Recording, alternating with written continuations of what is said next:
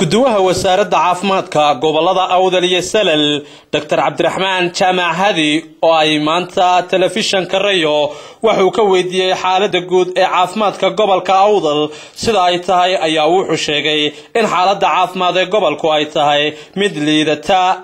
Bismillahir Rahmanir Rahim. Runtii Rayo oo maanta ugu soo boqotay xafiiska caafimaadka gobolka Awdal oo horeyntiiba waan mahadcelinayaa haddii aan waxoogaa idinka warramo caafimaadka heerka uu taagan yahay gobolka Awdal.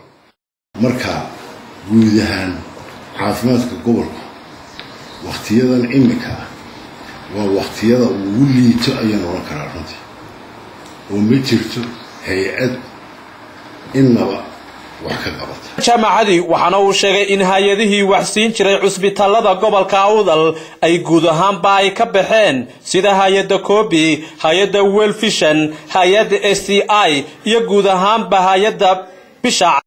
Sanadkaasi imika 2014 ah hay'adihii halkan ka hawlgeli jiray sida Kobi oo isbitaalka guud shaqaale badan wax siin jirtay sida SCI oo 12 MCH oo gobolka ah waday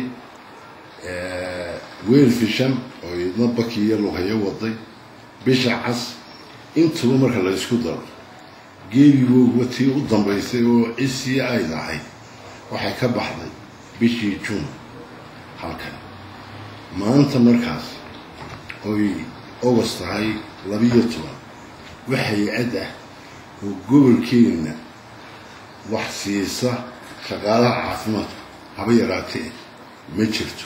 Cabdiraxmaan Jaamac Hadi isku duwaha wasaaradda caafimaadka gobolada Awdal iyo Salal waxa uu sheegay in xukuumadda Somaliland ayna guud ahaanba wax gargaar ah ayna soo gaarsiin markii hay'aduhu ay ka baxeen cusbitaalada gobolka balse markii hay'adda MSF ay ka baxday cusbitaalka magaalada Burco taageero xoog leh laga geystay.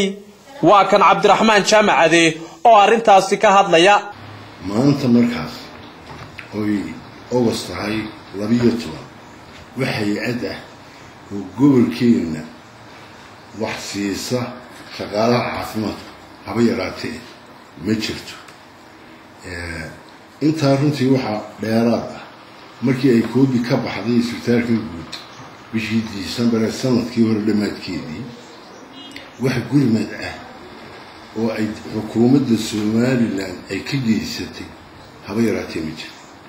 halka isbitaalka Burco oo MSF ay gacanta ku haysay markii ay ka baxday shaqaalihii caafimaadka mishaarkoodii iyo gunooyinkii iyo wixii nadaafad iyo nalba ku shaqada ay isla markiiba loogu joogay oo bishiiba ilaa yawmina hada $50,000 ay ku bixisay xukuumadda. hay'adda caafimaadka World Vision ayaa si amar la'aan ah iyadu iskaga soo gashaa gobolka Awdal iyadoo oo shaqaalaheedu ay had iyo jeer hawlo shaqo ay ka fuliyaan iyagoo oo aan soo wargelin wasaaradda caafimaadka. sidaas waxa sheegay isku duwaha wasaaradda caafimaadka ee gobolka Awdal waa kan isagoo arintaasi ka hadlaya. مثلا World Vision oo kale shaqaalaheega caafimaadka halkan gobolka markay yimaadaan abad waa arkaysaba caafimaadkiiba inay sidii maqaaxidii halkan laga gelay halkan laga baxay ay ka dhigteen oo baabuur bay maanta xafiiska gobolka ee maamulka gobolka Awdal ayay ku kala saarayaan caafimaad ahaan si hadda baabuurtaas u shaqeyn doonto caafimaadka waxaba yaraatee ay naga soo wargeliyeen aanay jirin.